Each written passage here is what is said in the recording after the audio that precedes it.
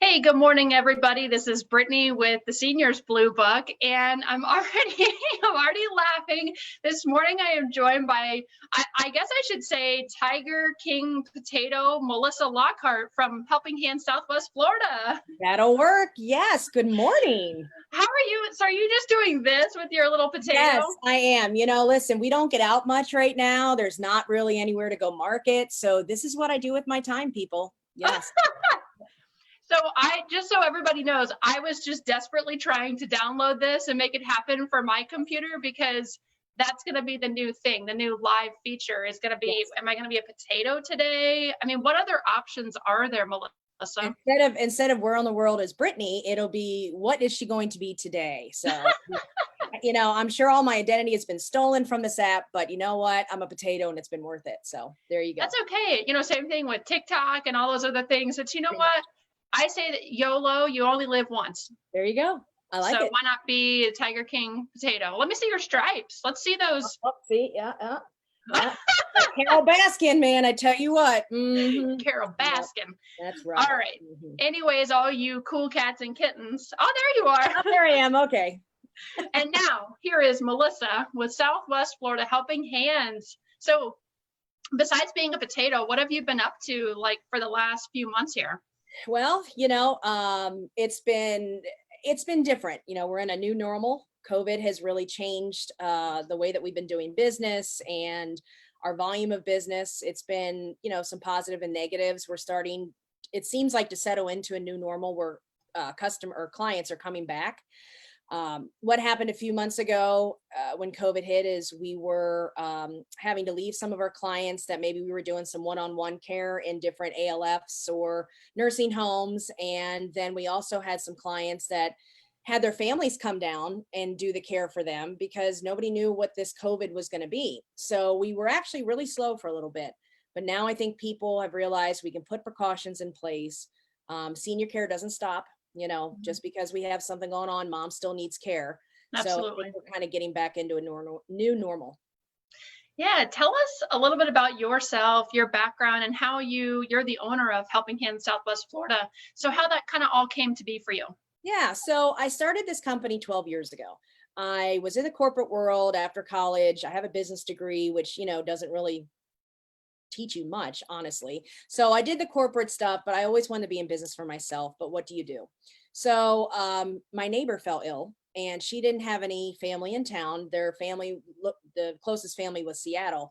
So I started just doing things for her, going to the grocery store, picking up her prescriptions. I'd check in on her, make sure she was okay.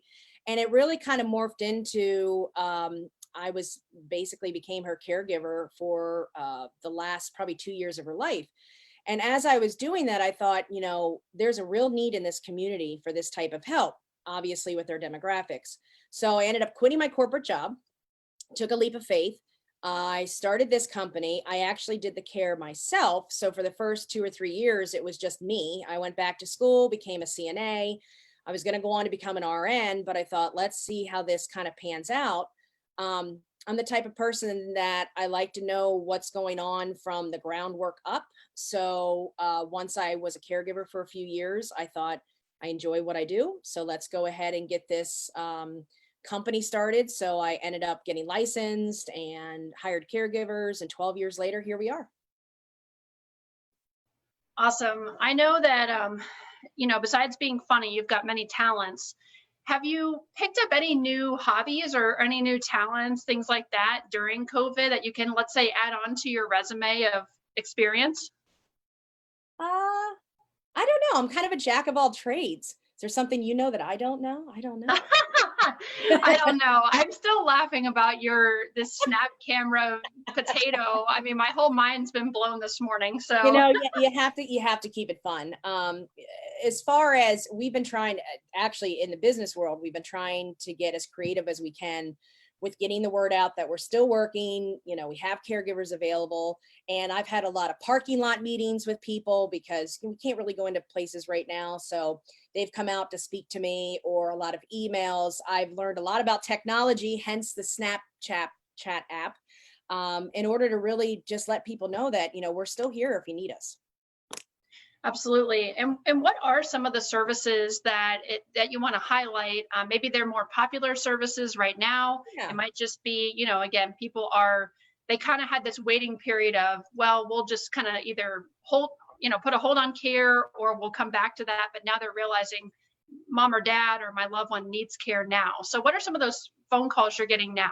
It's interesting because I always see patterns. So before COVID, and even now, I'm the biggest pattern I think we're seeing is where there's two people in the home, and one of the spouses might be ill, and it might be Alzheimer's. It might just be, an illness that they're going through, and so we're going in for respite care. And a lot of people don't realize how much, your spouse, now you become their caregiver. And you need to be able to get to your doctor's appointments, keep yourself healthy, and not drive yourself into the ground. And so we're really making sure that we know that we can come in and just be with your loved one for a few hours, give you that rest, let you go out and do what you need to do, and also recharge your battery so you can still be the best spouse/caregiver you can be. So I think respite has been a bigger volume of calls we've been getting lately. So. Yeah. Absolutely. And for people that are watching that might, kind of be in that early education phase of what is private duty home health, or let's say homemaker companion versus that skilled Medicare home health, what are some of those differences? That's probably the biggest confusion with people, because if you haven't had to go through it before, why would you know?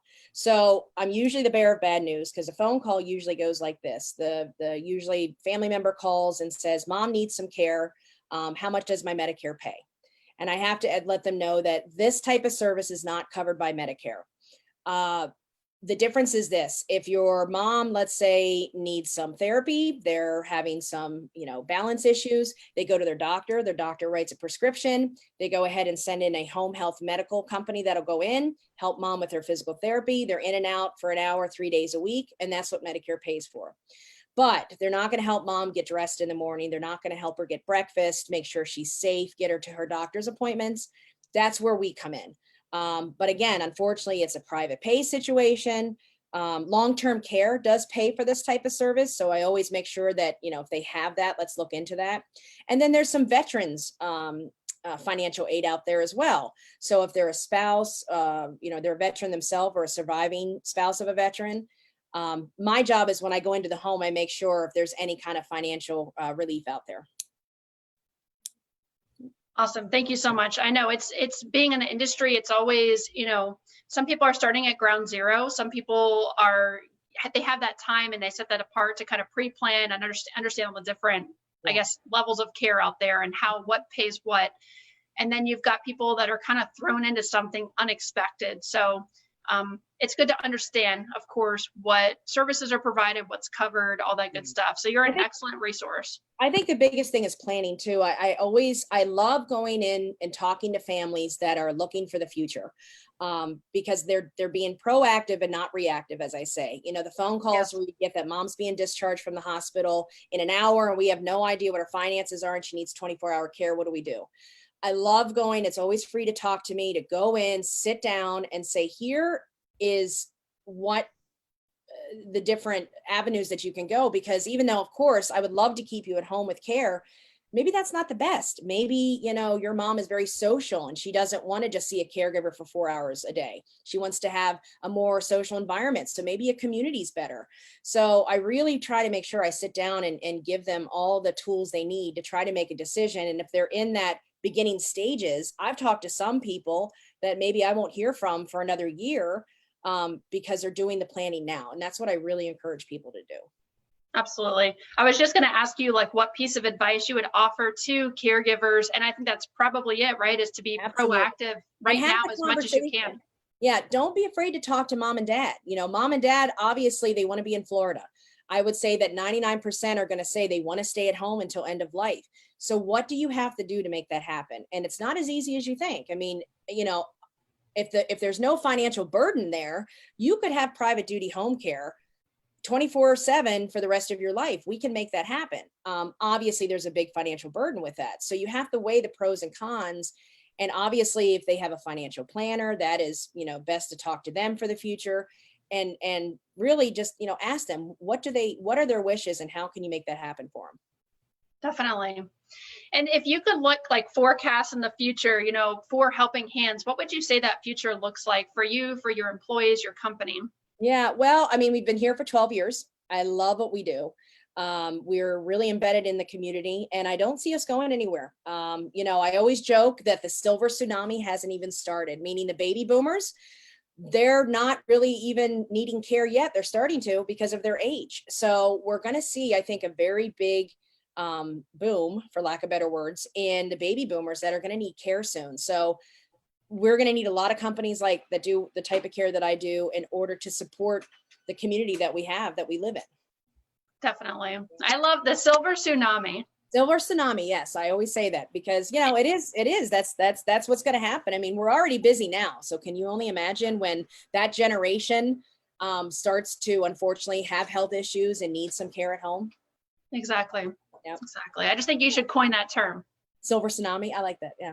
I'll patent that afterwards. So what's the best way to get a hold of you, Melissa? So you can call the office at 941-347-8886. We have a website too, helpinghandsfl.com. It's plural. Yep. Perfect. And I'll put all that information in the post for people to reach out to you. And also, I want to make sure we cover, so what area are you? I know your office is Punta Gorda, Port Charlotte, but what area are you licensed for? So I'm actually licensed in Charlotte, Lee, Sarasota, Blades, Henry, DeSoto, Collier. Now, it's really where my caregivers are. My backyard is Punta Gorda, Port Charlotte, Englewood, Northport, some North Fort Myers. But if I have a caregiver available and there's somebody that has a need in Sarasota, I'm happy to try to fill that need. But I would say my backyard is more the Charlotte County area right now. All right, perfect. Well, thank you so much for being here. Do you want to end with a little, there you go. I figured I'll just end with my potato. Let's do a little potato dance. I was trying to think of something really quirky, but I'm just not that quick today. I haven't finished all my coffee. So. Well, thank you so much for being here, for making my day better. You've definitely made me smile. And everybody that's listening, just feel free to reach out to Melissa. She's amazing, and her caregivers. I'm very professional, as you can see. Extremely serious. Yes. Very. No sense of humor. Awesome. Well, thank you again for being here and spending your time. And everybody who's tuned in, thank you for watching, and feel free to reach out to Melissa at any time. Okay. Thank you very much. All right. Have a great day. All right. Thanks.